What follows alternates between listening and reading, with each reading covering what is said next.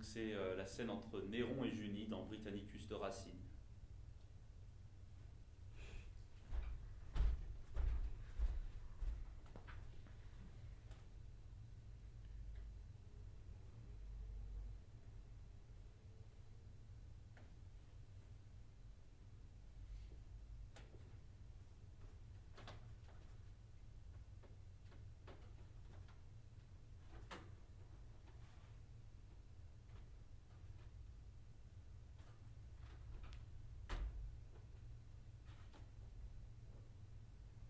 Vous vous troublez, madame, et changez de visage. Lisez-vous dans mes yeux quelques tristes présages. Seigneur, je ne vous puis déguiser mon erreur. J'allais voir Octavie, et non pas l'empereur.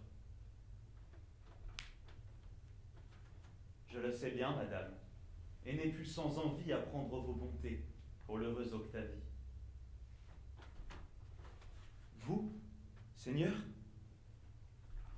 pensez-vous, madame, qu'en ces lieux, seul pour vous connaître, Octavie et des yeux?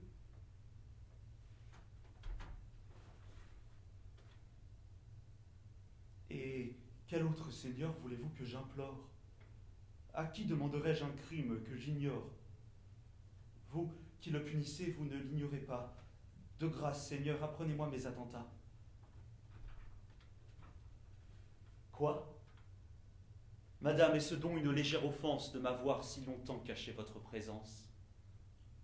Ces trésors dont le ciel voulut vous embellir, les avez-vous reçus pour les ensevelir? L'heureux Britannicus verra-t-il sans alarme croître, loin de nos yeux, son amour et vos charmes? Pourquoi de cette gloire exclue jusqu'à ce jour m'avez-vous sans pitié relégué dans ma cour? On dit plus. Vous souffrez sans en être offensé, qu'il vous ose, madame, expliquer sa pensée. Car je ne croirais point que sans me consulter, la sévère Junie ait voulu le flatter, ni qu'elle ait consenti d'aimer, ou d'être aimée sans que j'en sois instruit que par la renommée.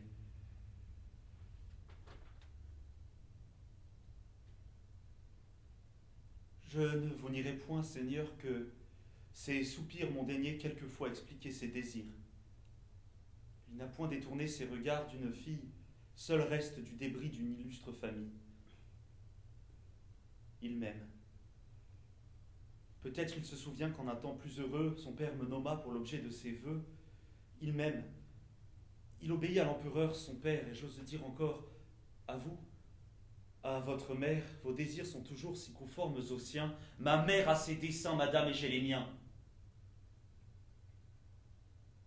Ne parlons plus ici de Claude et d'Agrippine.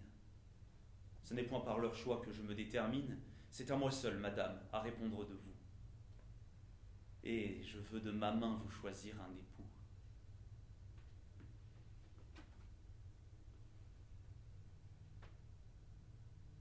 Ah, Seigneur, songez-vous que toute autre alliance fera honte au César, auteur de ma naissance? Non, madame. L'époux dont je vous entretiens peut sans honte assembler vos aïeux et les siens. Vous pouvez sans rougir consentir à sa flamme. Et quel est donc, Seigneur, cet époux? Moi, madame.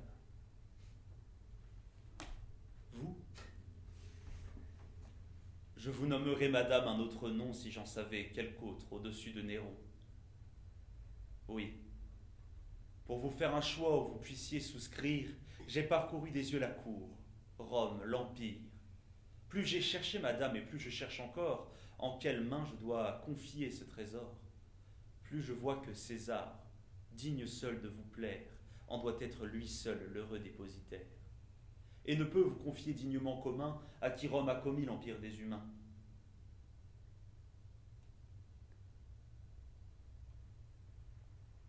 Les dieux ont prononcé. Loin de leur contredire, c'est à vous de passer du côté de l'Empire. En vain, de ce présent, il m'aurait honoré si votre cœur devait en être séparé. Si tant de si tant de soins ne sont adoucis par vos charmes, si tandis que je donne aux veilles, aux alarmes des jours toujours à plaindre et toujours enviés, je ne vais quelquefois respirer à vos pieds. Songez-y donc, madame, qu'Octavie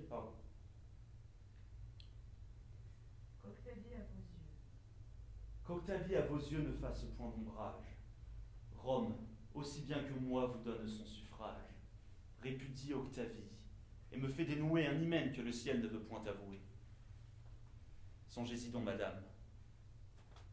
Faisez en vous-même ce choix digne des soins d'un prince qui vous aime. Digne de vos beaux yeux trop longtemps captivés. Digne de l'univers à qui vous vous devez.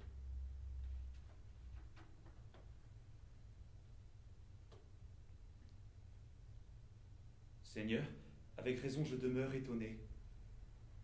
Je me vois dans le cours d'une même journée comme criminel amené en ces lieux, et lorsqu'avec frayeur je parais à vos yeux, que sur mon innocence à peine je me fie, vous m'offrez tout d'un coup la place d'Octavie. J'ose dire pourtant que je n'ai mérité ni cet excès d'honneur, ni cette indignité. Et pouvez-vous souhaiter, Seigneur, qu'une fille qui vit presque en naissant éteindre sa famille, qui, dans l'obscurité, nourrissant sa douleur, s'est fait une vertu conforme à son malheur, passe subitement de cette nuit profonde dans un rang qui l'expose aux yeux de tout le monde, dont je n'ai pu de loin soutenir la clarté et dont une autre enfin remplit la majesté.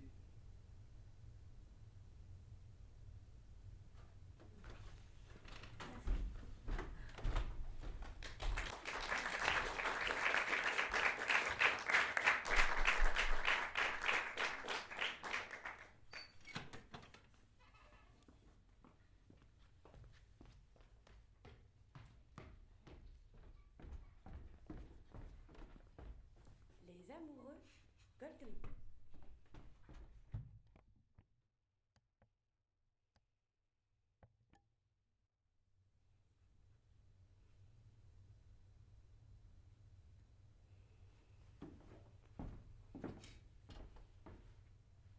On m'y reprendra à être amoureux. Je préfère quant à moi m'attacher une pierre au cou et aller me jeter dans le Naviglio. On voit bien qu'elle en a assez de moi. Il a une pierre à la place du cœur. J'en mettrai ma tête à couper. Le comte lui plaît. Hypocrite, il est faux comme un jeton. Je suis bien fou de perdre mon temps, de perdre ma santé et ma tranquillité pour elle. Même un aveugle verrait qu'il a plus d'intention pour elle que pour moi. Je souffrirai un peu, mais je triompherai de cet amour absolument indigne. S'il me traite de la sorte aujourd'hui, malheur à moi s'il était mon époux. Je voyagerai, je l'oublierai. Il a une de ces têtes, on dirait le diable en personne. Je suis étonnée qu'elle ne me dise rien. Qu'ai-je à faire avec cette girouette? Il vaut mieux que je m'en aille. Bon voyage!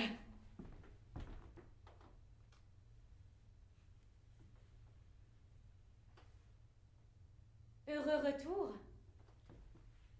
Partez, partez.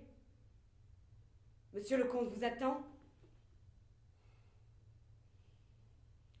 Pourquoi n'allez-vous pas dire à madame votre belle-sœur que vous dînez en ville? Maudite soit-elle, pourquoi n'allez-vous pas lui demander la permission de rester ici? Puissent ses lèvres se dessécher. Mais maintenant que j'y pense, vous ne voulez sans doute pas que madame votre belle-sœur sache que vous dînez en ville. Vous devez le redouter. Vous devez en avoir peur. Oh, qu'elle se taise à la fin. Je serais désolée qu'il vous faille contrarier madame, votre belle-sœur. Laissez ma belle-sœur tranquille. Oh, c'est beau monsieur qui ne se met plus en colère. Je n'y tiens plus. Mais réjouissez-vous. Je ne vous donnerai plus l'occasion de vous faire enrager. Je regrette le temps que vous avez perdu avec une folle.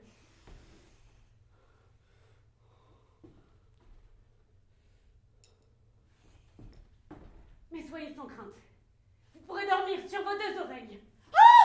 Pauvre de moi! Écoutez, Fulgence! Que me voulez-vous? Que tenez-vous dans votre main? Rien. Faites voir, je n'ai rien, vous dis-je. allons, cessez ces enfantillages. J'ai bien l'honneur de vous saluer. Arrêtez! Vous avez quelque chose à m'ordonner? Que tenez-vous dans votre main? Rien. Et dans l'autre? Rien. Allons, cessons cette comédie. Quelle comédie? Quelle comédie? C'est vous qui faites des comédies, moi je n'en fais pas. Donnez-moi ce couteau. Un couteau, madame, vous rêvez. Suffit! Ne me faites pas enrager davantage! En donnez-le-moi!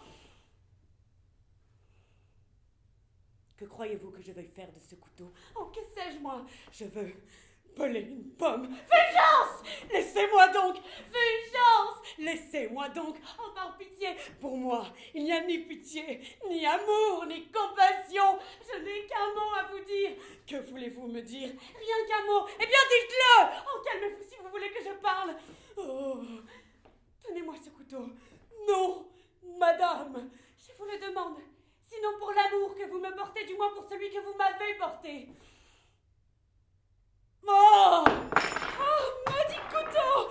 Oh, je me sens mourir. Vous suis-je si odieuse que vous préférez mourir plutôt que de m'aimer? Oui, je préfère mourir plutôt que de vous voir dans les bras d'un autre.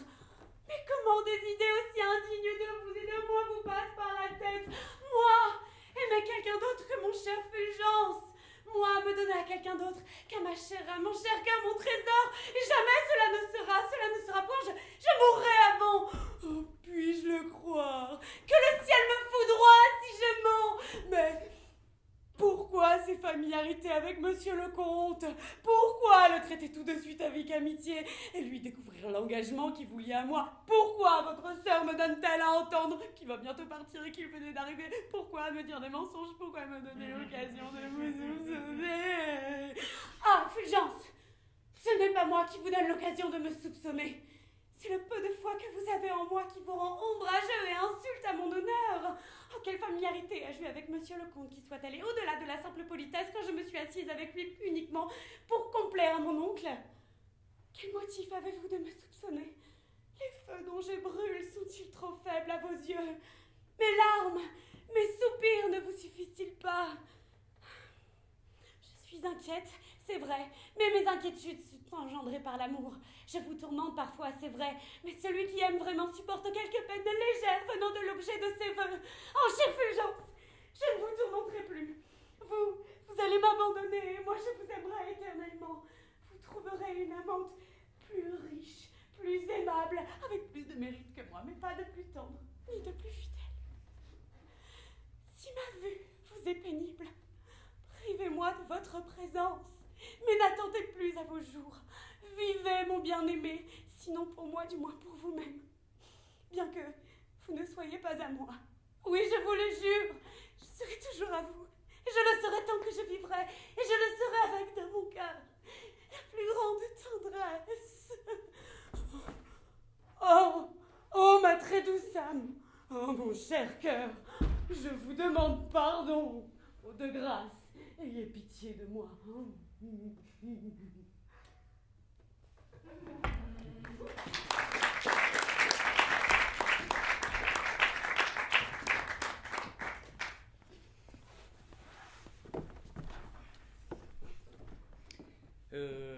Le Cid, Corneille.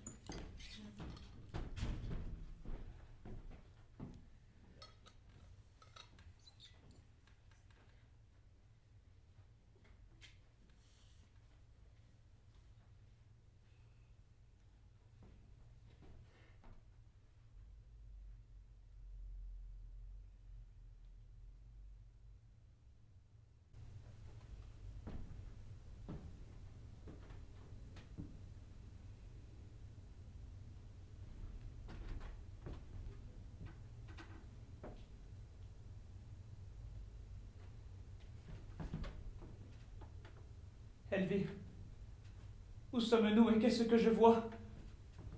Rodrigue en ma maison, Rodrigue devant moi. N'épargnez point mon sang. Goûtez sans résistance la douceur de ma perte et de votre vengeance. Hélas, écoute-moi, je me meurs. Un moment, va, laisse-moi mourir. 4 mots seulement. Après, ne me réponds qu'avec cette épée. Quoi? Du sang de mon père encore toute trempée?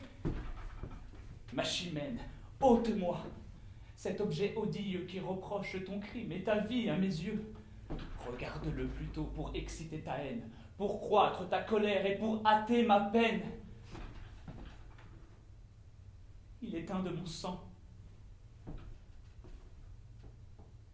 Plonge-le dans le mien et fais-lui perdre ainsi la teinture du tien.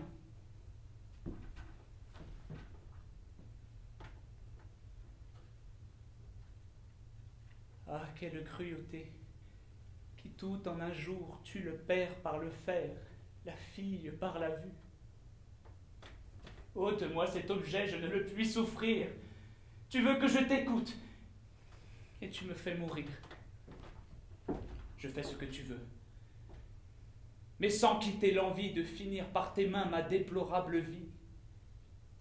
Car enfin n'attends pas de mon affection un lâche repentir d'une bonne action. L'irréparable effet d'une chaleur trop prompte déshonorait mon père et me couvrait de honte. Tu sais, comme un soufflet touche un homme de cœur. J'avais part à l'affront, j'en ai cherché l'auteur. Je l'ai vu, j'ai vengé mon honneur et mon père. Je le ferais encore si j'avais à le faire.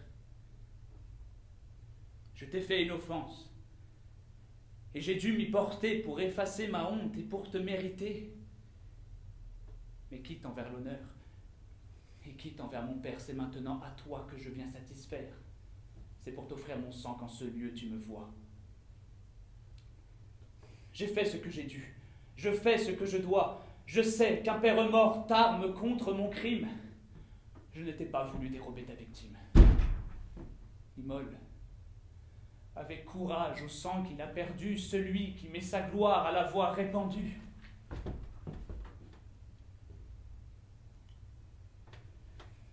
Ah, Rodrigue, il est vrai, quoique ton ennemi, je ne puis te blâmer d'avoir fui l'infamie. Et de quelque façon qu'éclatent mes douleurs, je ne t'accuse point. Je pleure mes malheurs. Je sais ce que l'honneur, après un tel outrage, demandait à l'ardeur d'un généreux courage. Tu n'as fait le devoir que d'un homme de bien. Mais aussi le faisant, tu m'as appris le mien. Hélas, ton intérêt ici me désespère. Si quelque autre douleur m'avait ravi mon père, mon âme aurait trouvé dans le bien de te voir l'unique allègement qu'elle eût pu recevoir. Et contre mes douleurs, j'aurais senti des charmes quand une main si chère eût essuyé mes larmes. Mais il me faut te perdre après l'avoir perdu. Cet effort sur ma flamme à mon honneur est dû. De quoi qu'en ta faveur notre amour m'entretienne, ma générosité doit répondre à la tienne. Tu t'es en m'offensant montré digne de moi. Je me dois par ta mort montrer digne de toi. Ne diffère donc plus ce que l'honneur t'ordonne. Il demande ma tête et je te l'abandonne, faisant un sacrifice à ce noble intérêt. Le coup m'en sera doux aussi bien que l'arrêt. Attendre après mon crime une lente justice, c'est reculer ta gloire autant que mon supplice. Je mourrais trop heureux, mourant d'un coup si beau. Va, je suis ta partie et non point ton bourreau. Si tu m'offres ta tête, est-ce à moi de la prendre? Je la dois attaquer, mais tu la dois défendre. C'est d'un autre que toi qu'il me faut l'obtenir, et je dois te poursuivre, et non point te punir. De quoi qu'en ma faveur, notre amour t'entretienne. Ta générosité doit répondre à la mienne. Et pour venger un père, emprunter d'autres bras ma Chimène, crois-moi, c'est n'y répondre pas. Ma main seule du mien a su venger l'offense. Ta main seule du tien doit prendre la vengeance cruelle. À quel propos sur ce point t'obstiner? Tu t'es vengé sans aide et tu m'en veux donner. Je suivrai ton exemple. Et j'ai trop de courage pour souffrir qu'avec toi ma gloire se partage. Mon père et mon honneur ne veulent rien devoir au trait de ton amour ni de ton désespoir. Rigoureux point d'honneur. Hélas. Quoi que je fasse, ne pourrais-je à la fin obtenir cette grâce? Au nom d'un père mort, ou de notre amitié, punis-moi par vengeance, ou du moins par pitié. Ton malheureux amant aura bien moins de peine à mourir par ta main qu'à vivre avec ta haine. Va. Je ne te hais point.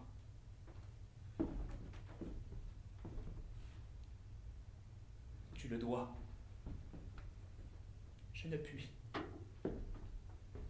Crains-tu si peu le blâme et si peu les faux bruits?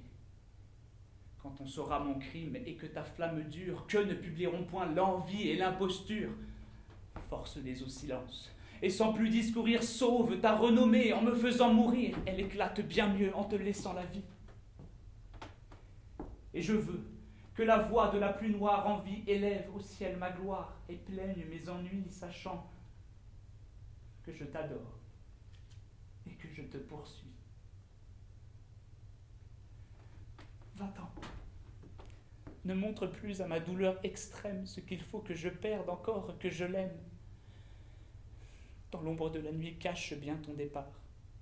Si l'on te voit sortir, mon honneur court hasard. La seule occasion qu'aura la médisance, c'est de savoir qu'ici j'ai souffert ta présence. Ne lui donne point lieu d'attaquer ma vertu. Que je meure. Va-t'en. À quoi te résous-tu? Malgré des feux si beaux qui troublent ma colère, je ferai mon possible à bien venger mon père. Mais malgré la rigueur d'un si cruel devoir, mon unique souhait est de ne rien pouvoir.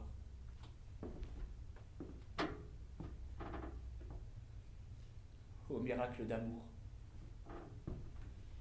ô comble de misère, que de maux et de pleurs nous coûteront nos pères. Rodrigue, qui l'eût cru? Chimène, qui l'eût dit? Que notre heure fut si proche et si tôt se perdit, et que si près du port, contre toute apparence, un orage si prompt brisa notre espérance. À mortelle douleur. Ah, regret superflu. Va-t'en. Encore un coup, je ne t'écoute plus. Adieu. Je vais traîner une mourante vie tant que par ta poursuite, elle me soit ravie. Si j'en obtiens l'effet, je t'engage ma foi de ne respirer pas un moment après toi. Adieu. Sors. Et surtout, garde bien qu'on te voie.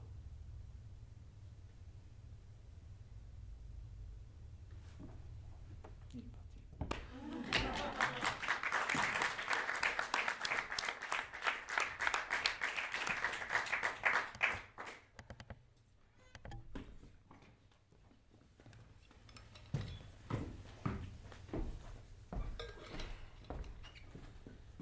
Antoine et Cléopâtre de Shakespeare.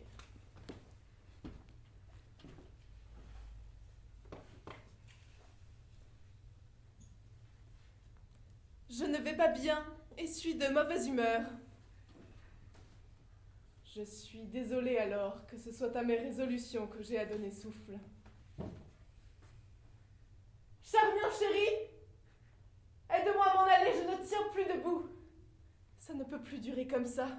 Les défenses de la nature n'y résisteront pas. Ma reine, ma très chérie, le moment est venu de... S'il vous plaît, tenez-vous loin de moi. Pourquoi? Qu'est-ce qu'il y a? Cet œil égal m'a déjà appris qu'on a reçu de bonnes nouvelles. Que dit la femme mariée? Que tu as la permission de partir?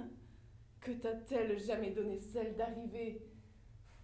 Qu'elle ne dise pas que c'est moi qui te retiens.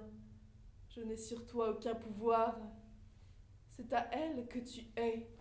Les dieux savent trop bien. Oh! Fut-il jamais reine si résolument trahie? J'avais vu pourtant dès le début s'implanter les trahisons.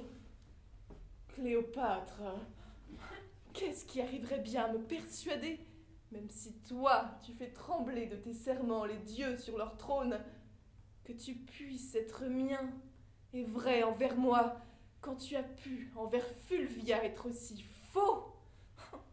Folie de foule en délire que de donner dans les filets de ces serments qui s'élaborent à fleur de lèvres et qui s'autodétruisent de se prononcer. Ma reine, ma toute douce, ah non!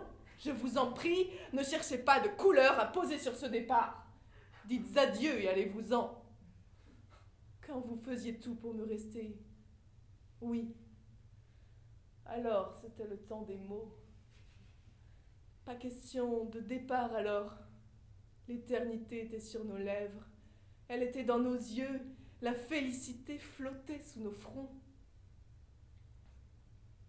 Ou bien tout cela est encore vrai, ou bien c'est que toi, le plus grand soldat de ce monde, en étais devenu le plus grand des menteurs. Reine, tu vas m'écouter. La nécessité pressante du temps réclame un moment mes services. Mais mon cœur tout entier continue de battre au rythme de toi. Notre Italie, en tout lieu, luit d'épées fratricides. La flotte de Sextus, le fils de Pompée, fait manœuvre d'approche vers le port de Rome. Et puis, il y a, qui concerne plus précisément ma personne et qui devrait surtout vous innocenter mon départ, il y a la mort de Fulvia. Bien que l'âge n'ait pu me libérer de la folie, il a pu faire que je ne sois plus une petite fille. Est-ce que Fulvia peut mourir? Elle est morte, ma reine. Regarde ici, et à ton souverain loisir, lis les conflits qu'elle a réveillés. Et puis, le meilleur pour la fin, vois où et quand elle est morte. Oh, le plus faux des amours! Où sont les fioles sacrées que tu devrais emplir de l'eau de ton chagrin? Maintenant je vois dans la mort de Fulvia comment sera reçue la mienne. Arrête de quereller! Et apprête-toi plutôt à connaître les dispositions que je projette, qui seront, selon que tu en donneras la vie, entérinées ou enterrées. Je pars d'ici ton soldat, ton servant, porteur de ta guerre ou porteur de ta paix, selon où tu m'affecteras. Très vite je vais mal, très vite je vais bien. C'est comme ça qu'aime Antoine. Ma reine, ma précieuse, arrête. Et rends à cet amour son vrai visage, qui est qu'il soutient aujourd'hui une épreuve d'honneur. C'est ce que m'a dit Fulvia. Détourne-toi, je t'en prie, et pleure sur elle. Et puis, me faisant tes adieux, déclare que ses larmes coulent pour l'Égyptienne. Allez, joue-nous une de ces grandes scènes de sublime fausseté et qu'elle semble, par la sincérité de ton jeu, filer le parfait honneur. Tu commences à m'échauffer le sang. Assez! Oui, c'est déjà pas si mal, mais tu peux sûrement faire mieux par mon épée, par ton bouclier plutôt. Bon, il y a du mieux, mais ce n'est pas encore le fin du fin. Oh! Regarde, Charmian! Regarde comme ce descendant romain d'Hercule nous fait superbement la montée de la fureur. Je vous quitte, madame. Courtois seigneur. Un mot.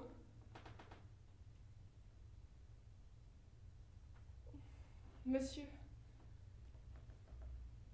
nous nous séparons, vous et moi. Non, ce n'est pas ça.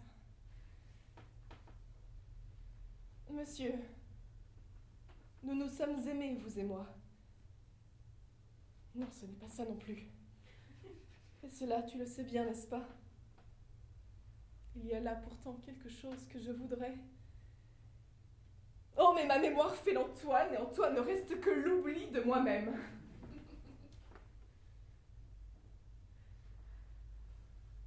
N'était que la royauté fait de la vacuité l'un de vos sujets. Je vous prendrai pour la vacuité en personne. C'est un labeur épuisant que de porter telle vacuité si près du cœur, comme le fait Cléopâtre.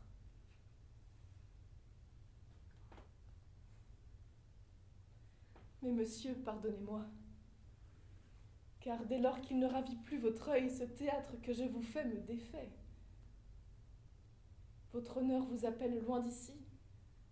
Restez sourd alors à cette mienne folie qui ne mérite même pas votre pitié. Et que tous les dieux soient à tes côtés. Qu'au bout de ton épée viennent à se poser les anneaux de laurier de tes victoires.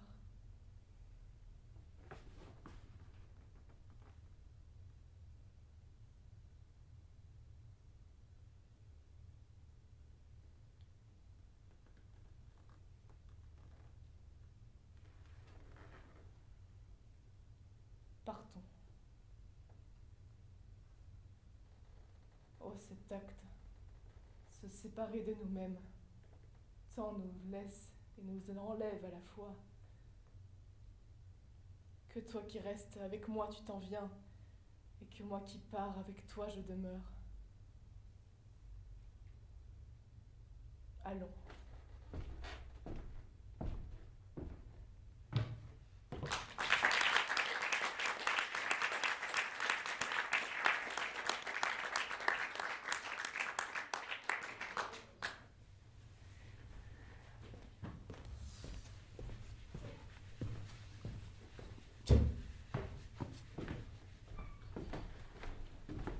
Bérénice de Titus, non, de Racine.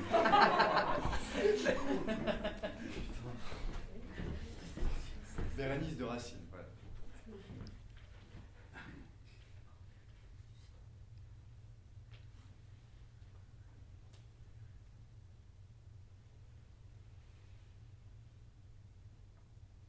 Non! Laissez-moi, vous dis-je! En vain, tous vos conseils me retiennent ici, il faut que je le voie!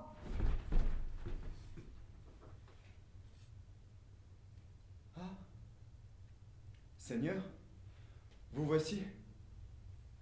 Eh bien, il est donc vrai que Titus m'abandonne. Il faut nous séparer, et c'est lui qui l'ordonne.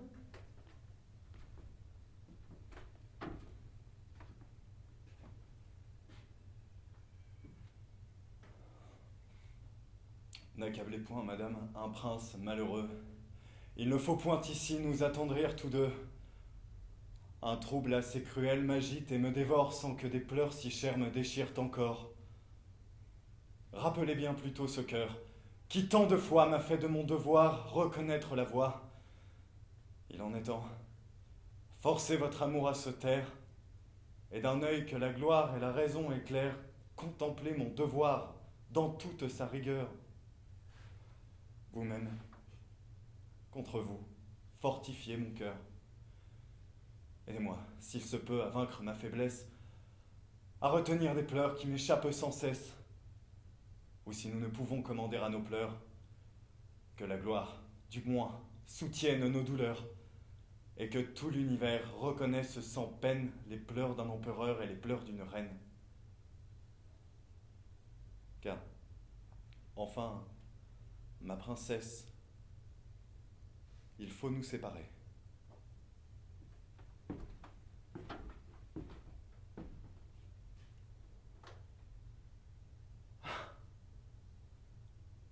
Cruel. Est-il temps de me le déclarer? Qu'avez-vous fait? Hélas, je me suis cru aimé. Au plaisir de vous voir, mon âme accoutumée ne vit plus que pour vous. Ignoriez-vous vos lois, Seigneur, quand je vous l'avouais pour la première fois? Que ne me disiez-vous, princesse infortunée? Où vas-tu t'engager? Quel est ton espoir? Ne donne point un cœur qu'on ne peut recevoir. Ne l'avez-vous reçu, cruel, que pour le rendre, quand de vos seules mains ce cœur voudrait dépendre? Tout l'Empire a 20 fois conspiré contre nous. Il était temps encore que ne me quittiez-vous. 1000 raisons alors consolaient ma misère. Je pouvais de ma mort accuser votre père, le peuple, le Sénat, tout l'Empire romain, tout l'univers enfin, plutôt qu'une si chère main. Leur haine, dès longtemps contre moi, déclarait m'avait à mon malheur dès longtemps préparé. Je n'aurais pas, Seigneur, reçu ce coup cruel dans le temps que j'attends un bonheur immortel. Quand votre heureux amour peut tout ce qu'il désire, lorsque Rome se tait, quand votre Père expire, lorsque tout l'univers fléchit à vos genoux, enfin, quand je n'ai plus à redouter que vous. Et c'est moi seul aussi qui pouvait me détruire. Je pouvais vivre alors et me laisser séduire, mon cœur se gardait bien d'aller dans l'avenir chercher ce qui pouvait un jour nous désunir. Je voulais qu'à mes voeux rien ne fût invincible. Je n'examinais rien. J'espérais l'impossible, que sais-je. J'espérais de mourir à vos yeux avant que d'en venir à ces cruels aveux.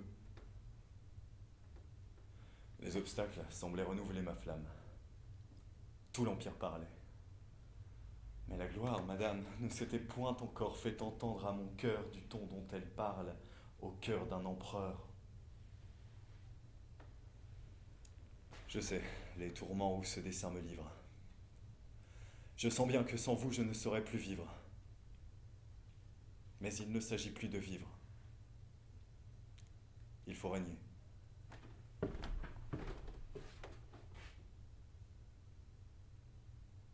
Eh bien, régnez, cruel. Contentez votre gloire. Je ne dispute plus. J'attendais pour vous croire que cette même bouche, après 1000 serments d'un amour qui devait unir tous nos moments, que cette bouche, à mes yeux savourant infidèle, m'ordonnât elle-même une absence éternelle. Moi-même, j'ai voulu vous entendre en ce lieu. Je ne dispute plus. Et pour jamais, adieu. Pour jamais. Ah, Seigneur, songez-vous en vous-même combien ce mot cruel est affreux quand on aime. Dans un mois, dans un an, comment souffrirons-nous, Seigneur, que tant de mers me séparent de vous? Que le jour recommence et que le jour finisse sans que jamais Titus puisse voir Bérénice, sans que de tout le jour je puisse voir Titus. Mais quelle est mon erreur, et que de soins perdus. L'ingrat de mon départ, consolé par avance, daignera-t-il compter les jours de mon absence? Ces jours si longs pour moi lui sembleront trop courts. Je n'aurai pas, madame, à compter tant de jours. J'espère que bientôt la triste renommée vous fera confesser que vous étiez aimé. Et vous verrez que Titus n'a pu sans expirer. Ah, s'il est vrai, Seigneur!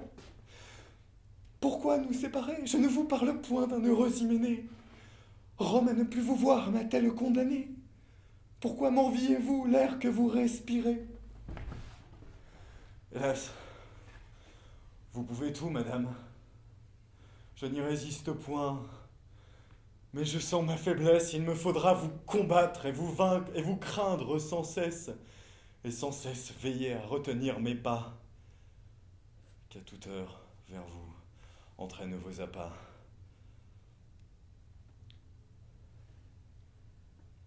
Que dis-je?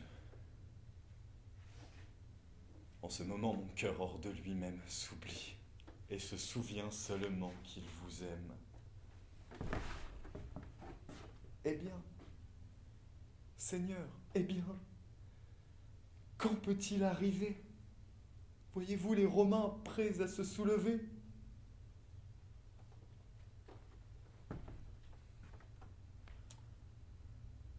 Et qui sait de quel œil prendront-ils cette injure?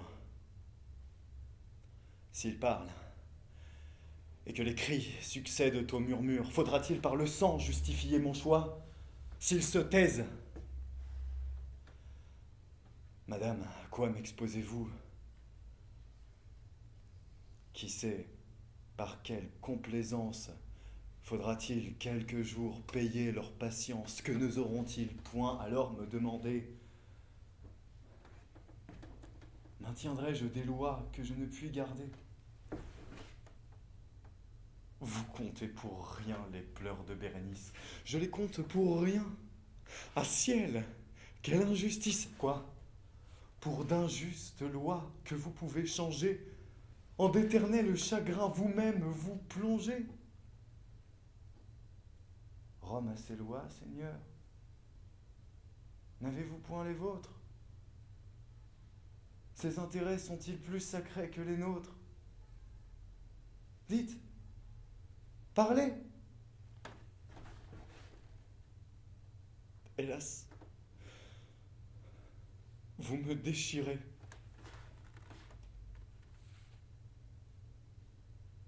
Vous êtes empereur, Seigneur, et vous pleurez. Oui, voilà, je finis.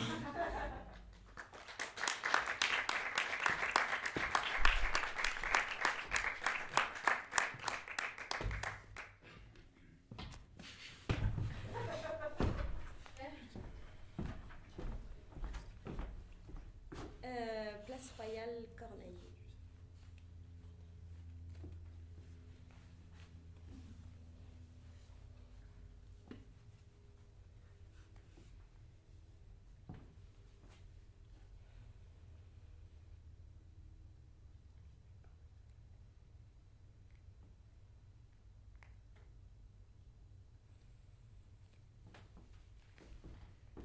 Puis-je avoir un moment de ton cher entretien? Mais j'appelle un moment de même qu'une année passe entre deux amants pour moins qu'une journée. Traître. Ingrat. Est-ce à toi de m'aborder ainsi, et peux-tu bien me voir sans me crier merci? As-tu cru que le ciel consentit à ma perte jusqu'à souffrir encore ta lâcheté couverte? Apprends, perfide, apprends que je suis hors d'erreur. Tes yeux ne me sont plus que des objets d'horreur. Je ne suis plus charmée, et mon âme plus saine n'eut jamais tant d'amour qu'elle a pour toi de haine.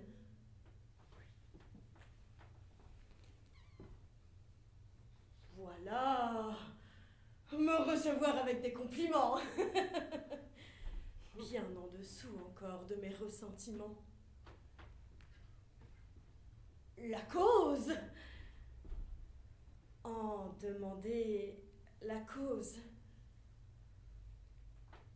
Lis parjure, et puis accuse-moi de te faire une injure.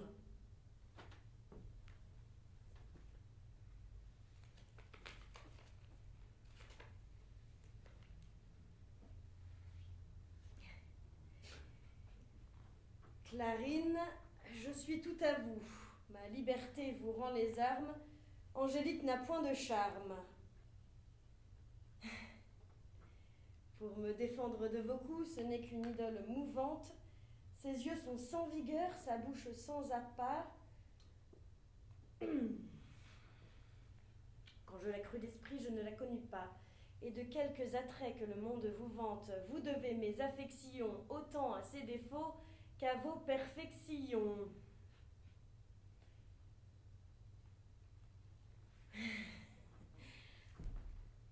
Eh bien, ta trahison est-elle en évidence? Cela... Tant de quoi? Tant de quoi? L'impudence. Après 1000 serments, il me manque de foi et me demande encore si c'est là tant de quoi? Change si tu le veux, je n'y perds qu'un volage, mais en m'abandonnant, laisse en paix mon visage.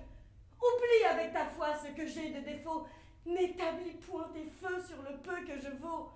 Fais que, sans m'y mêler, ton compliment s'explique, et ne le grossis point du mépris d'Angélique. 2 mots de vérité vous mettent bien au champ. Oh ciel! Tu ne punis point des hommes si méchants! Ce traître vit encore! Il me voit, il respire, il m'affronte, il l'avoue, il rit quand je soupire!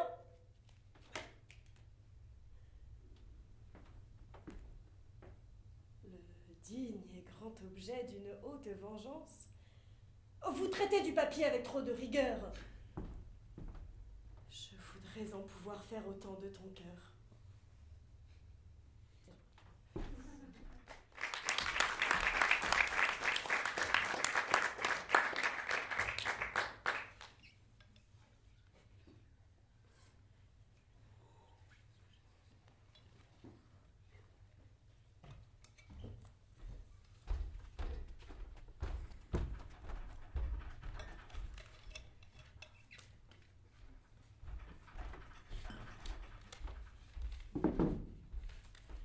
C'est la même scène que Mathilde, qui est une scène des amoureux de Goldoni.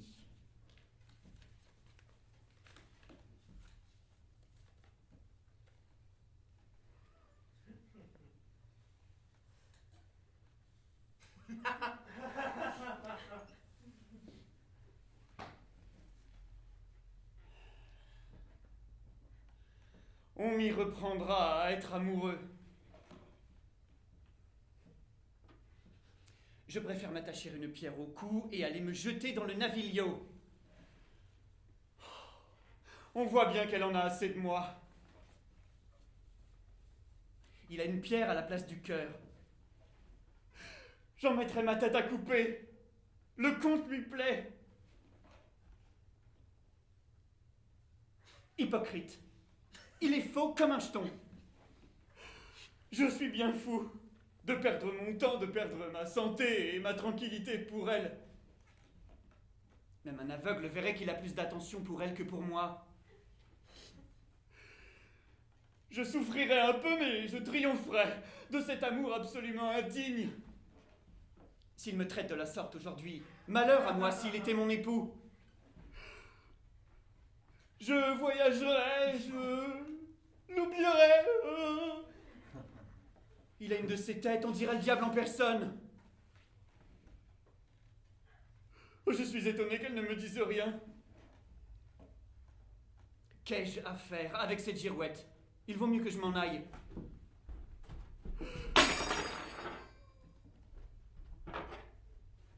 Bon voyage.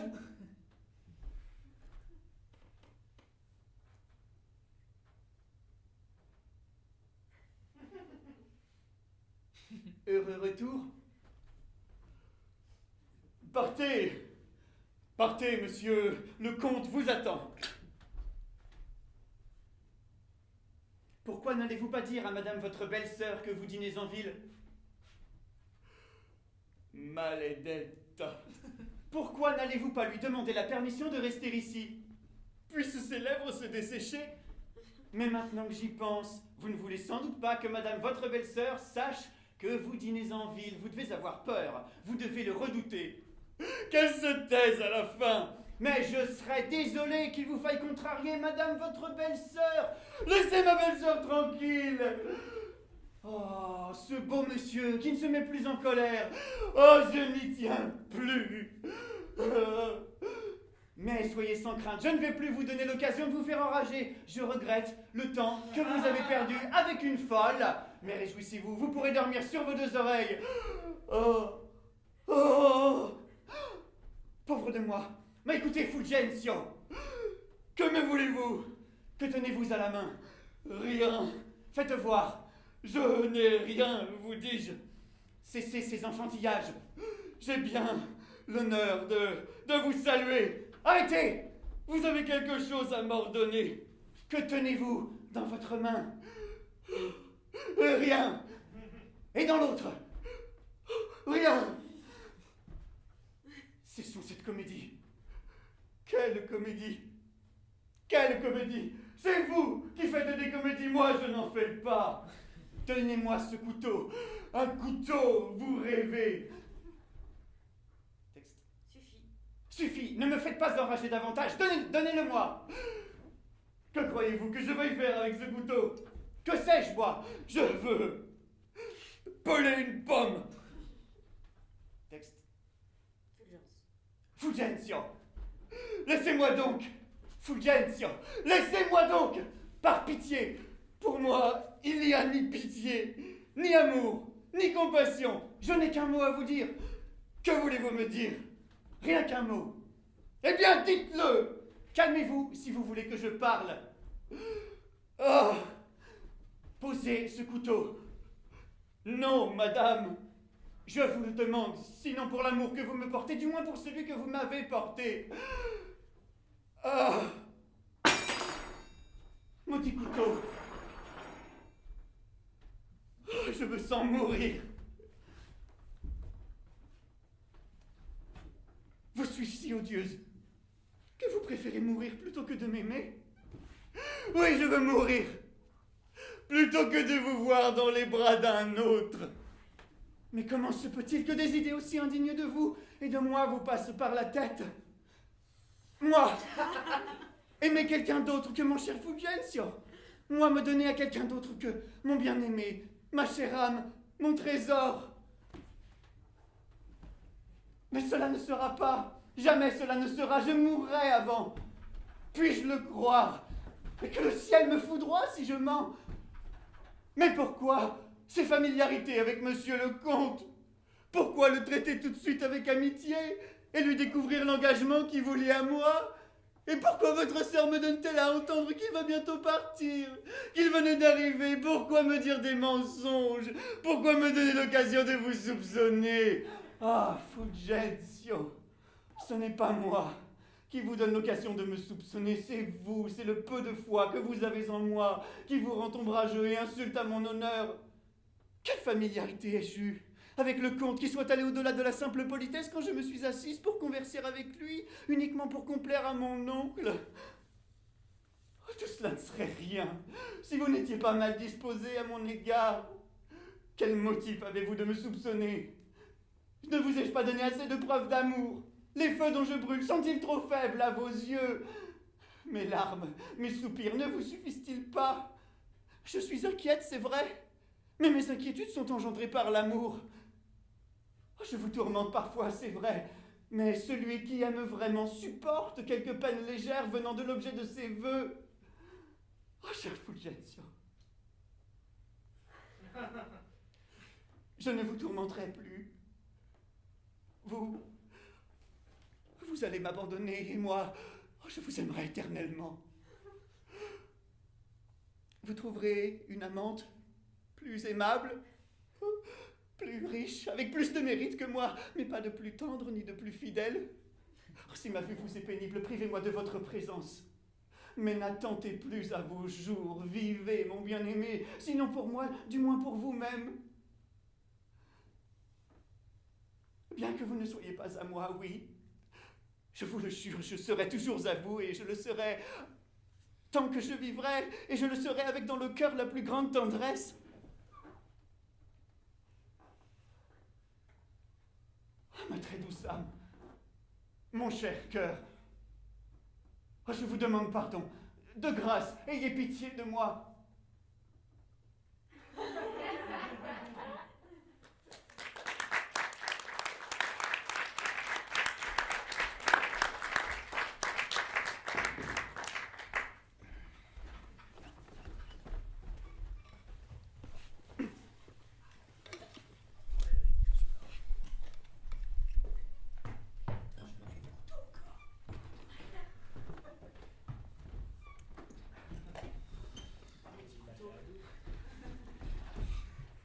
C'est une scène de Don Juan de Molière.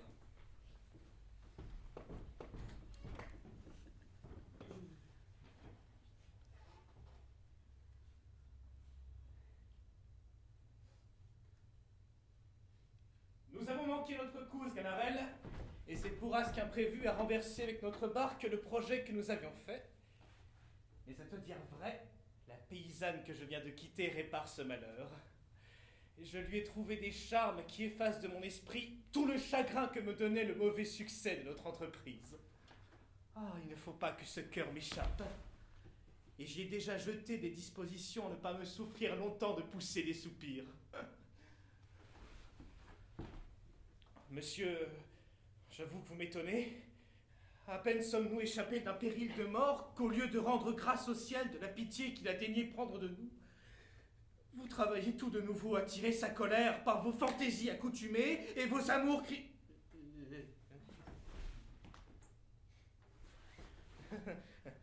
Mais, coquin que vous êtes, vous ne savez ce que vous dites, et monsieur sait ce qu'il fait. Allons, Ah! Oh!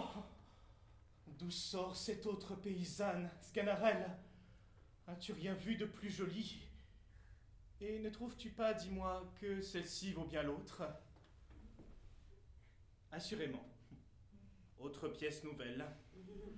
D'où me vient la belle, une rencontre si agréable? Quoi? Dans ces lieux champêtres, parmi ces arbres et ces rochers, on trouve des personnes faites comme vous êtes?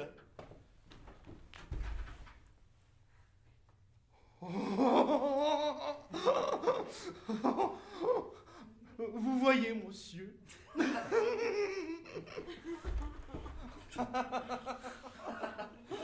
Êtes-vous de ce village?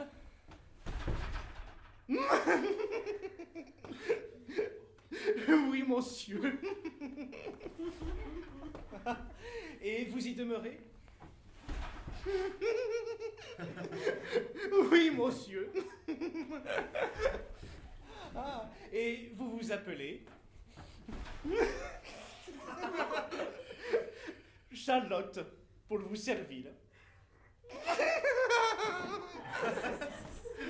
Ah, la belle personne. Ah, que ses yeux sont pénétrants. Oh, oh, oh, monsieur, vous me rendez toute honteuse.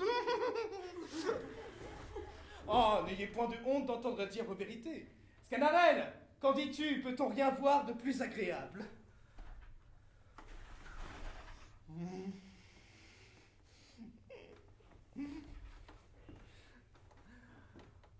Tournez-vous un peu, s'il vous plaît.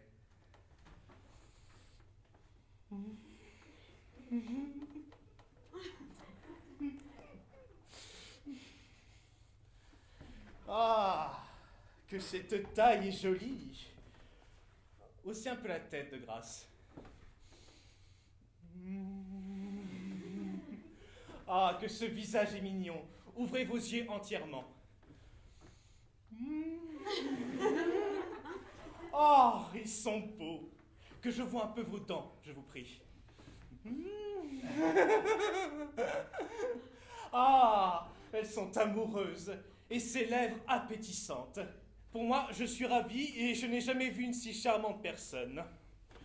Oh, oh monsieur, cela vous plaît-il et je ne sais pas si c'est pour vous railler de moi. Moi? Me railler de vous? Dieu m'en garde, je vous aime trop pour cela. Et c'est du fond du cœur que je vous parle. Oh. Je vous suis bien obligé si ça est. Point du tout, vous ne m'êtes point obligé de tout ce que je dis, et ce n'est qu'à votre beauté que vous en êtes redevable. Oh. Monsieur. Oh, monsieur, Tout ça est trop bien dit pour moi et j'ai pas d'esprit pour vous répondre. Sganarelle, regarde un peu ses mains. Oh, fille, monsieur, elles sont noires comme je ne sais quoi. Oh, que dites-vous là? Elles sont les plus belles du monde. Souffrez que je les baise, je vous prie. Oh, monsieur, oh, c'est tout le d'honneur que vous me faites, et si j'avais su ça tantôt, j'aurais pas manqué de les laver avec du son.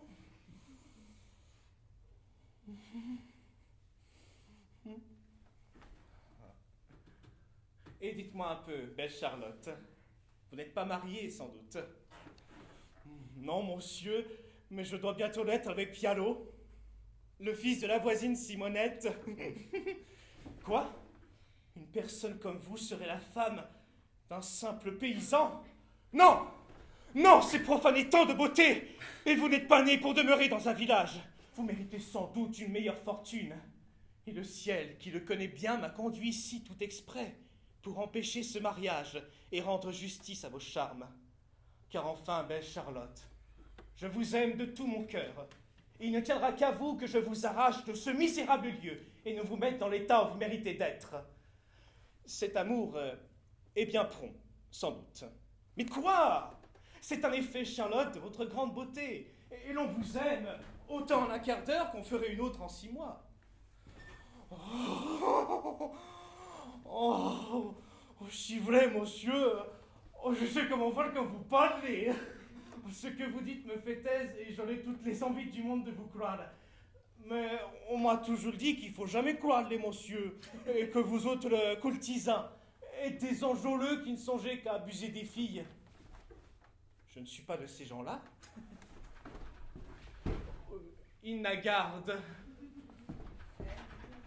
Oh, monsieur, vous savez, il n'y a pas plaisir à se laisser abuser. Je suis une pauvre paysanne, mais j'ai l'honneur dans recommandation. Et j'aimerais mieux me voir morte que de me voir déshonorée. Moi, j'aurais l'âme assez méchante pour abuser une personne comme vous. Je serais assez lâche pour vous déshonorer.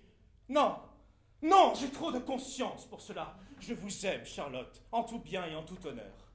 Et pour vous montrer que je dis vrai, sachez que je n'ai point d'autre dessein que de vous épouser. En voulez-vous un plus grand témoignage? Il voilà prêt quand vous voudrez. Et je prends à témoin l'homme que voilà, de la parole que je vous donne. Non, ne craignez point. Il se mariera avec vous tant que vous voudrez. Ah, Charlotte. Hein? Je vois bien que vous ne me connaissez pas encore. Vous me faites grand tort de juger de moi par les autres. Et s'il y a des fourbes dans le monde, des gens qui ne cherchent qu'à abuser des filles, vous devez me tirer du nombre et ne pas mettre en doute la sincérité de ma foi. Et puis, votre beauté vous assure de tout. Quand on est faite comme vous, on doit être à couvert de toutes ces sortes de craintes. Vous n'avez point l'air, croyez-moi, d'une personne qu'on abuse. Et pour moi, je l'avoue, je me percerais le cœur de 1000 coups si j'avais eu la moindre pensée de vous trahir. Oh mon Dieu! Oh, je ne sais si vous dites vrai ou non, mais vous faites que l'on vous croit. Lorsque vous me croirez, vous me rendrez justice assurément. Et je vous réitère encore la promesse que je vous ai faite. Ne l'acceptez-vous pas? Et ne voulez-vous pas consentir à être ma femme? Oh, oui! Pourvu que ma tante le veuille. Touchez donc là, Charlotte, puisque vous le voulez bien de votre part. Oh, mais au moins, monsieur, m'allez pas tromper, je vous prie. Il y a de la conscience à vous, et vous voyez comme j'y vais à la bonne foi. Moi? Comment il semble que vous doutiez encore de ma sincérité? Voulez-vous que je fasse des serments épouvantables? Que le ciel... Oh mon Dieu! Oh, ne jurez point, je vous crois. Donnez-moi donc un petit baiser pour gage de votre parole. Oh, au moins, monsieur, attendez que je soyons mariés, je vous prie. Après ça, je vous baiserai tant que vous voudrez. Eh bien, belle Charlotte, je veux tout ce que vous voulez. Abandonnez-moi seulement votre main. Et souffrez que par 1000 baisers, je lui exprime le ravissement où je suis.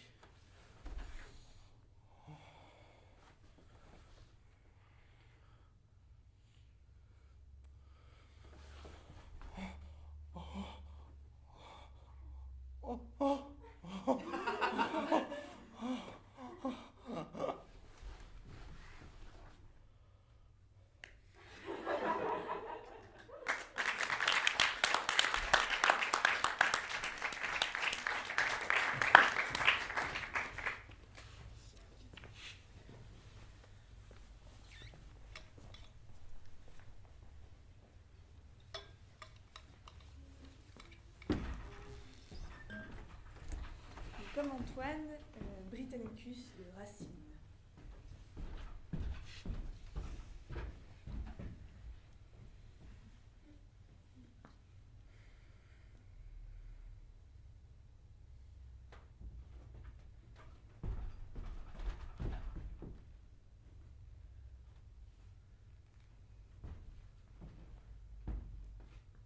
Vous vous troublez, madame, et changez de visage. Lisez-vous dans mes yeux quelques tristes présages?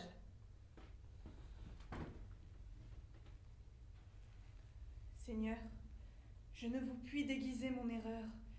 J'allais voir Octavie, et non pas l'empereur. Je le sais bien, madame, et n'ai pu sans envie apprendre vos bontés pour l'heureuse Octavie.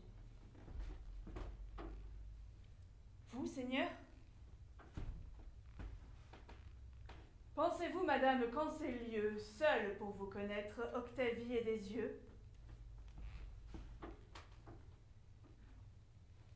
Et quel autre seigneur voulez-vous que j'implore? À qui demanderai-je un crime que j'ignore? Vous qui le punissez, vous ne l'ignorez pas. De grâce, apprenez-moi, Seigneur, mes attentats. Quoi, madame? Est-ce donc une légère offense de m'avoir si longtemps caché votre présence? Ces trésors dont le ciel voulut vous embellir, les avez-vous reçus pour les ensevelir? L'heureux Britannicus verra-t-il sans alarme croître loin de nos yeux son amour et vos charmes? Pourquoi de cette gloire exclue jusqu'à ce jour m'avez-vous sans pitié relégué dans ma cour? On dit plus, vous souffrez sans en être offensé qu'il vous ose, madame, expliquer sa pensée. Car je ne croirais point que sans me consulter, la sévère Junie ait voulu le flatter, ni qu'elle ait consenti d'aimer ou d'être aimée, sans que j'en sois instruit que par la renommée.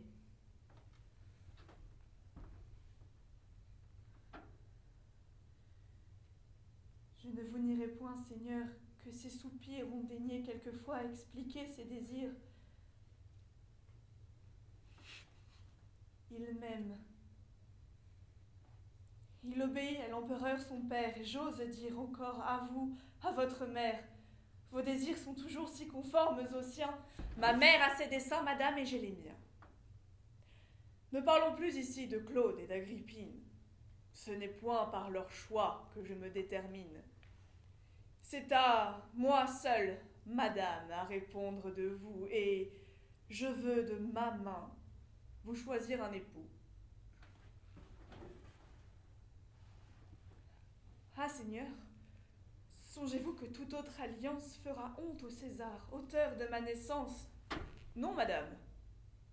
L'époux dont je vous entretiens peut sans honte assembler vos aïeux et les siens. Vous pouvez, sans rougir, consentir à sa flamme.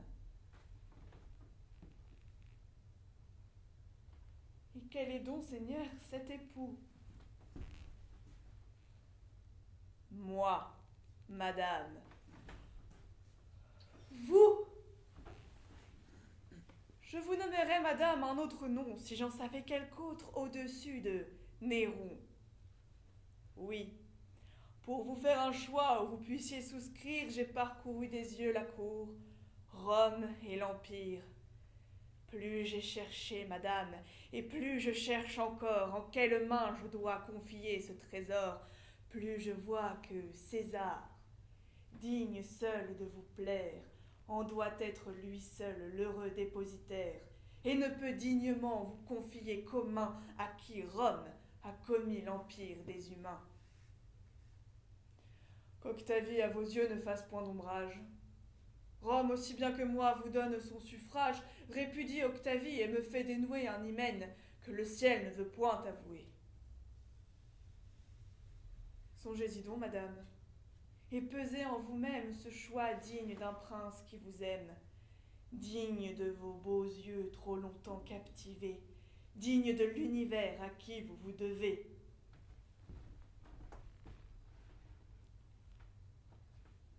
Seigneur, avec raison je demeure étonnée, je me vois dans le cours d'une même journée comme une criminelle amenée en ces lieux, et lorsqu'avec frayeur je parais à vos yeux, que sur mon innocence à peine je me fie, vous m'offrez tout d'un coup la place d'Octavie.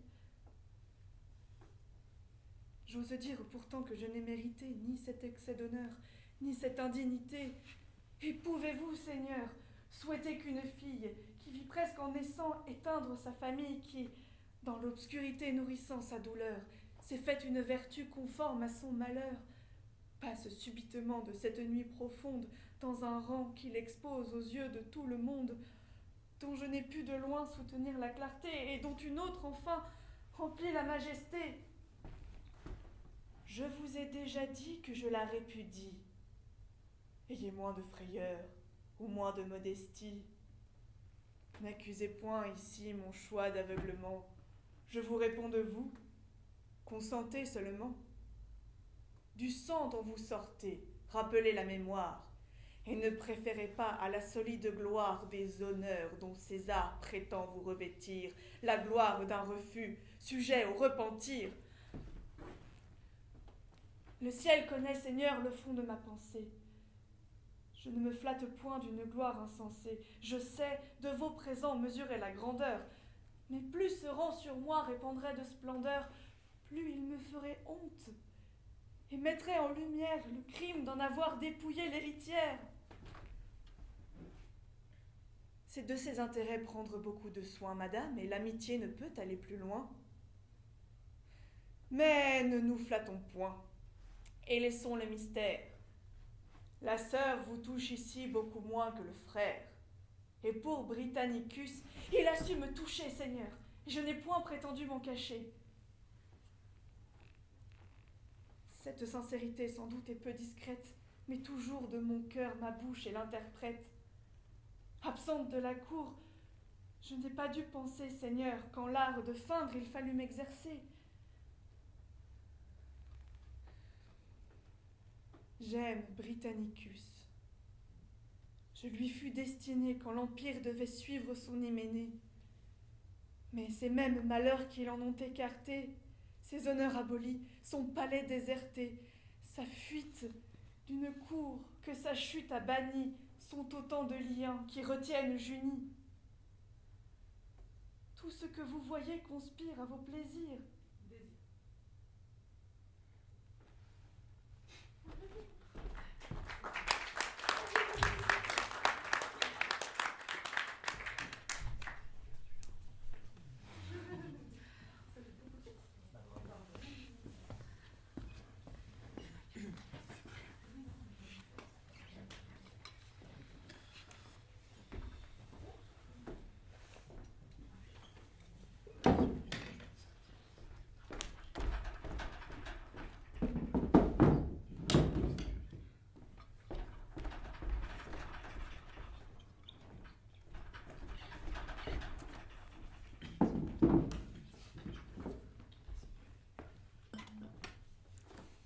Alors, Marion Delorme de Victor Hugo.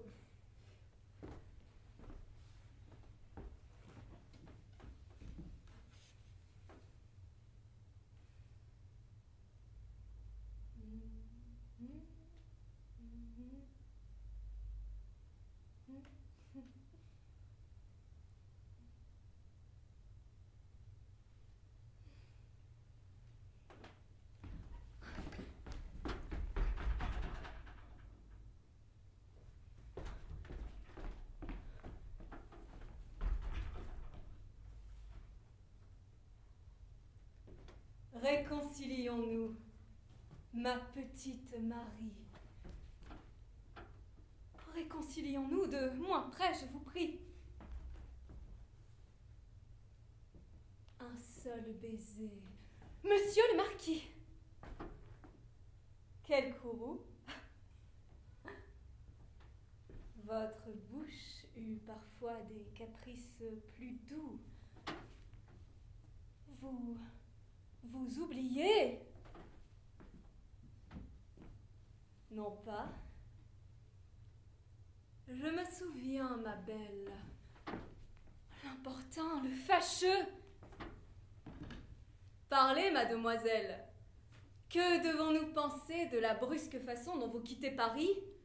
Et pour quelle raison, tandis que l'on vous cherche à la place royale, vous retrouvez à Blois, caché? Déloyal. Qu'est-on venu ici faire depuis 2 mois?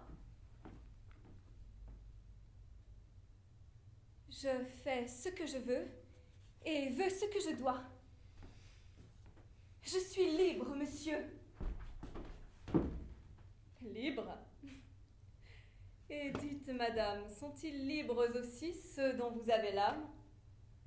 Moi, Gondi, qui passa l'autre jour devant nous, la moitié de sa messe ayant en duel pour vous, Némon, le Pressigny, Darquien, les 2 Caussades, tous de votre départ si fâchés, si maussades, que leurs femmes, comme eux, vous voudraient à Paris, pour leur faire après tout de moins tristes maris. Et Beauvillard vilain. Toujours il vous aime. Et ses restes? Il vous adore.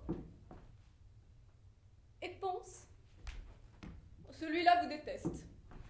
C'est le seul amoureux. Et le vieux président? Son nom déjà. Le loup. Mais en vous attendant, il a votre portrait et fait maintes élégies. Oui, voilà bien 2 ans qu'il m'aime en effigie. Ah ça, qu'il aimerait mieux vous brûler. Vraiment, peut-on fuir tant d'amis? Marquis, précisément. Ce sont, à parler franc, les causes de ma fuite. Tous ces brillants péchés qui, jeunes, m'ont séduite, n'ont laissé dans mon cœur que regrets trop souvent. Je viens dans la retraite et peut-être au couvent expier une vie impure et débauchée.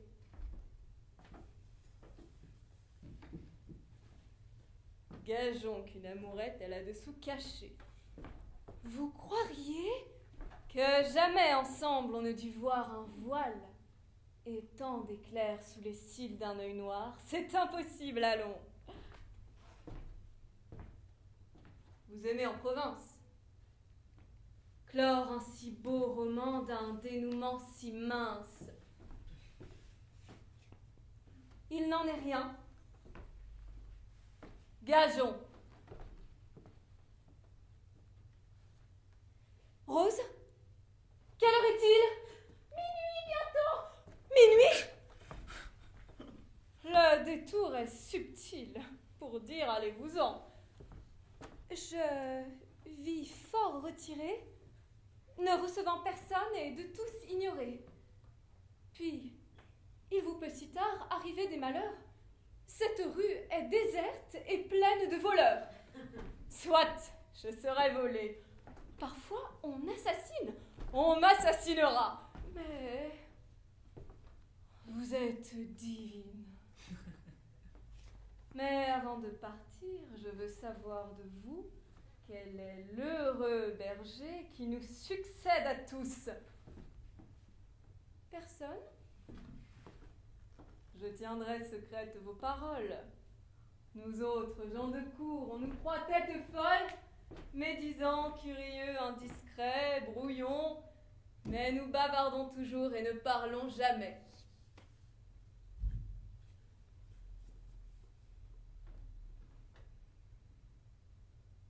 Vous vous taisez.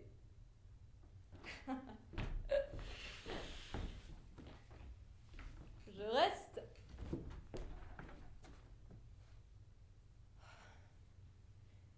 Eh bien oui, que m'importe.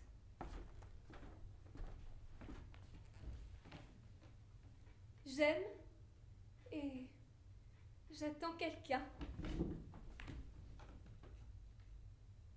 Parlez donc de la sorte. À la bonne heure. Où donc l'attendez-vous? Ici, Et quand? dans un instant. Peut-être le voici? Non. Vous voilà content. Pas trop. Partez de grâce. Oui, mais nommez-le-moi ce galant qui me chasse et pour qui je me vois ainsi congédié. Je ne connais de lui que le nom de Didier. Il ne connaît de moi que le nom de Marie. Vrai? Vrai? Mais parce que Dieu, c'est de la bergerie que ces amitiés-là. C'est du racan tout pur. Il va donc pour entrer escalader ce mur? Peut-être. Maintenant, partez vite. Il m'assomme. Savez-vous seulement s'il est bon gentilhomme? Je n'en sais rien. Comment? Je pars.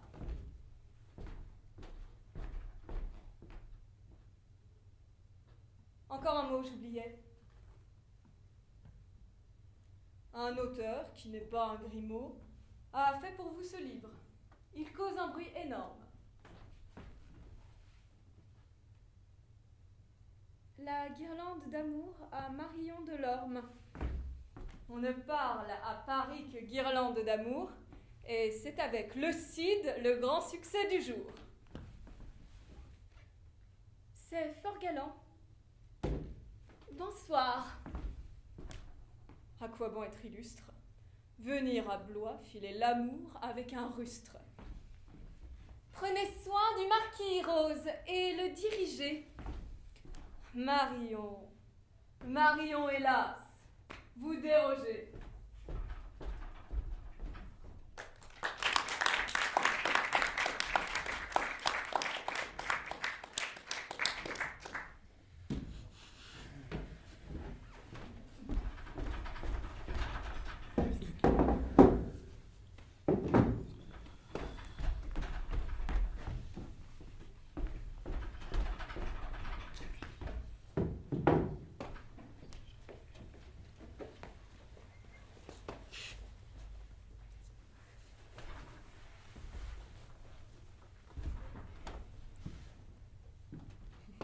Rue Blas, Hugo.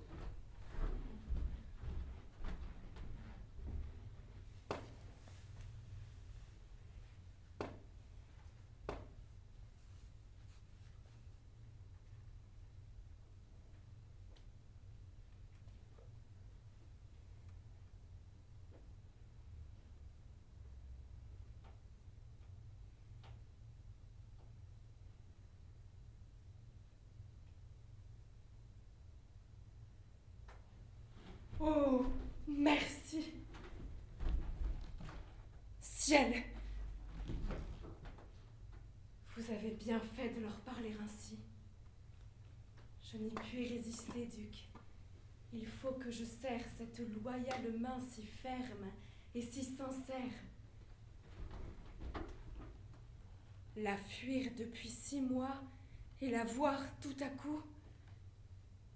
Vous étiez là, madame? Oui, Duc, j'étais là. J'entendais tout. J'écoutais avec toute mon âme. Je ne soupçonnais pas ce cabinet, madame. Personne ne le sait. C'est un réduit obscur que don Philippe III fit creuser dans ce mur, d'où le maître invisible entend tout comme une ombre. Là, j'ai vu bien souvent Charles II morne et sombre, assister au conseil où l'on pillait son bien, où l'on vendait l'État. Et que disait-il? Rien. Rien. Et que faisait-il? Il allait à la chasse. Mais vous, j'entends encore votre accent qui menace, comme vous leur parliez d'une haute façon, et comme vous aviez superbement raison. Je soulevais le bord de la tapisserie, je vous voyais. Votre œil, irrité, sans furie, les foudroyait d'éclairs, et vous leur disiez tout. Vous me sembliez seul être resté debout. Mais où donc avez-vous appris toutes ces choses? D'où vient que vous savez les effets et les causes? Vous n'ignorez donc rien? D'où vient que votre voix parlait comme devrait parler celle des rois? Pourquoi donc étiez-vous, comme l'eût été Dieu même, si terrible et si grand?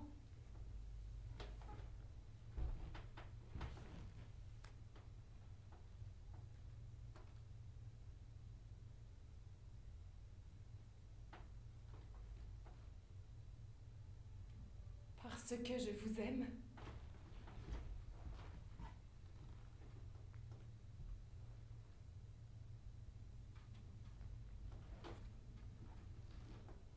Parce que je sens bien, moi, qu'ils haïssent tous, que ce qu'ils font crouler s'écroulera sur vous.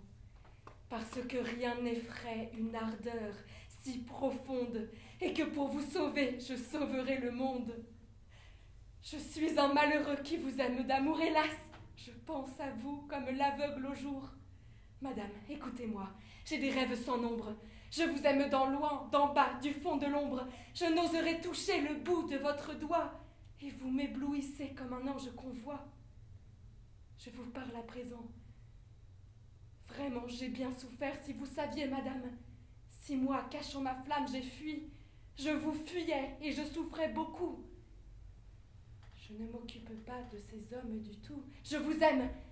Oh mon Dieu, j'ose le dire en face à votre majesté. Que faut-il que je fasse? Si vous me disiez meurs, je mourrais. J'ai l'effroi dans le cœur. Pardonnez. Oh, parle, ravis-moi. Jamais on ne m'a dit ces choses-là, j'écoute. Ton âme, en me parlant, me bouleverse toute. J'ai besoin de tes yeux. J'ai besoin de ta voix. Oh, c'est moi qui souffrais, si tu savais. 100 fois depuis 6 mois que ton regard m'évite. Mais non, je ne dois pas dire cela si vite. Oh, je me tais, j'ai peur. Oh, madame, achevez, vous m'emplissez le cœur. Eh bien, écoute donc. Oui, je vais tout lui dire. Est-ce un crime? Tant pis. Quand le cœur se déchire, il faut bien laisser voir tout ce qu'on y cachait.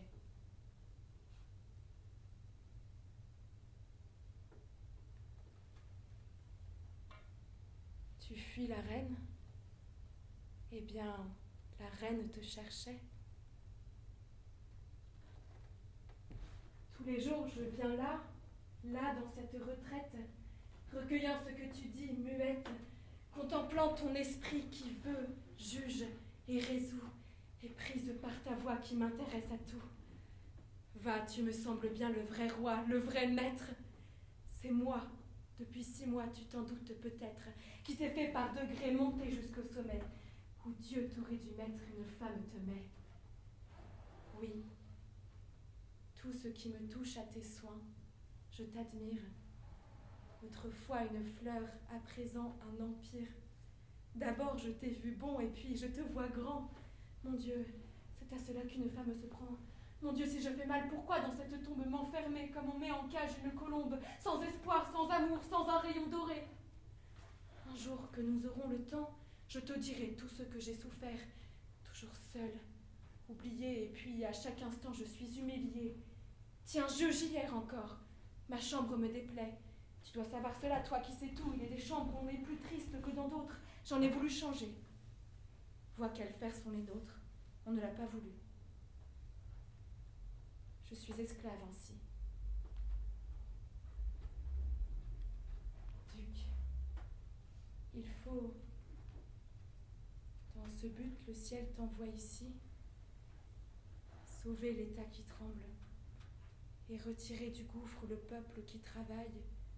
Et m'aimer, moi qui souffre. Je te dis tout cela sans suite, à ma façon, mais tu dois cependant voir que j'ai bien raison.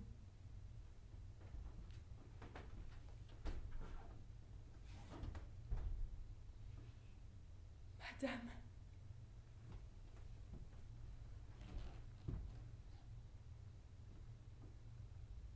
ton César, je vous donne mon âme. Reine pour tous, pour vous, je ne suis qu'une femme. Par l'amour, par le cœur, duc, je vous appartiens. J'ai foi dans votre honneur pour respecter le mien. Quand vous m'appellerez, je viendrai. Je suis prête. Ô César, un esprit sublime est dans ta tête. Sois fier, car le génie est ta couronne à toi.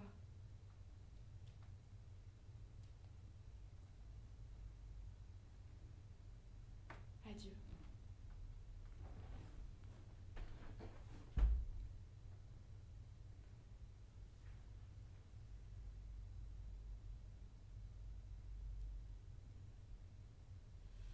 Devant mes yeux, c'est le ciel que je vois. De ma vie, oh mon Dieu, cette heure est la première. Devant moi tout un monde de lumière, comme ces paradis qu'en songe nous voyons s'entr'ouvrent en m'inondant de vie et de rayons. Partout en moi, hors moi, joie, extase et l'ivresse et l'orgueil, et ce qui sur la terre se rapproche le plus de la divinité. L'amour, dans la puissance et dans la majesté.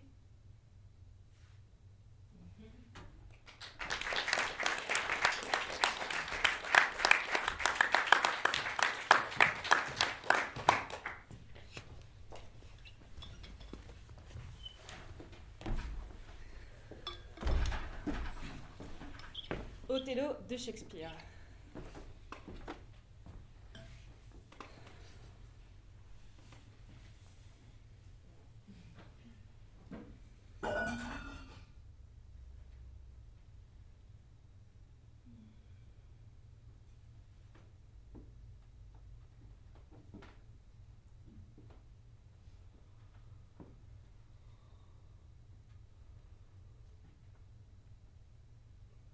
La cause est là. La cause est là, mon âme. Ne vous la nommons pas, chastes étoiles, la cause est là. Mais surtout pas de sang. Ne pas ouvrir sa peau de neige blanche, plus douce que l'albâtre des tombeaux. Mais il faut qu'elle meure. Sans cela, elle sera traîtresse à d'autres hommes. Soufflons la flamme et puis soufflons la flamme. Si je t'éteins, toi, source de lumière, je te rendrai ta flamme originelle, quitte à me repentir. Mais une fois ta flamme éteinte, image insurpassable d'une excellence de nature, je ne sais où prendre la chaleur prométhéenne qui te rallumerait. Une fois que j'aurai cueilli la rose, je ne pourrai jamais lui rendre vie, il faudra qu'elle fane. Allons, je veux te humer sur la tige.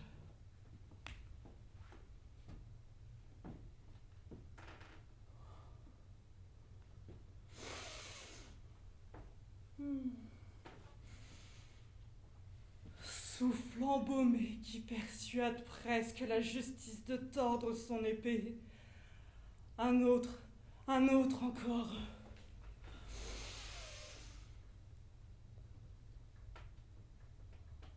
Sois ainsi quand tu es morte. Je voudrais te tuer puis t'aimer ensuite. Un autre est là. C'est le dernier.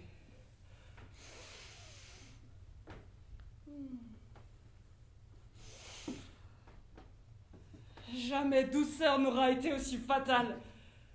Il faut bien que je pleure, mais ces larmes sont cruelles. Ce chagrin, il est céleste, frappant là où il aime. Elle s'éveille. Qui est là, Othello? Oui, Desdémone. Monseigneur, voulez-vous venir au lit?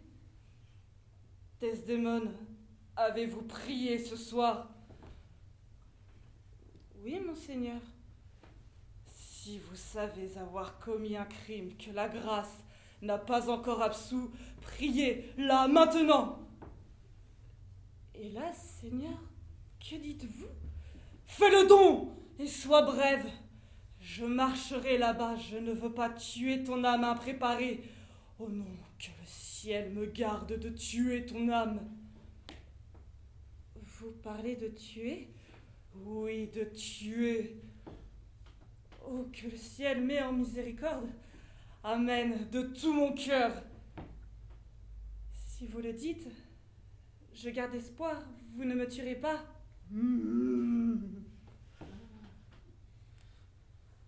Pourtant, j'ai peur de vous. Tout est fatal en vous quand vous roulez des yeux ainsi.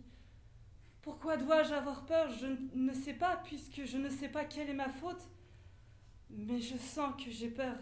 Retourne-toi vers tes péchés. Ils sont de vous aimer. Oui, et voilà pourquoi tu vas mourir. Mourir d'aimer? contre nature. Hélas, pourquoi vous mordez-vous les lèvres? Quelque passion sanglante vous secoue au plus profond, ces signes sont sinistres. Et cependant, j'espère, oui, j'espère que ce n'est pas vers moi qu'ils pointent. Paix! Calme-toi, je veux bien. Qu'arrive-t-il? Ce mouchoir que j'aimais si chèrement et que je t'ai donné, tu l'as donné à Cassio! Non, sur ma vie et mon âme, convoquez-le, qu'il parle. Prends bien garde, mon âme douce. Prends garde au parjure, car tu es sur ton lit de mort. Mais, pas encore pour y mourir. Sylvia! Confesse donc ta faute d'un cœur libre, car nier chaque article en le jurant n'éloignera, n'étouffera jamais la conception qui fait que je gémis.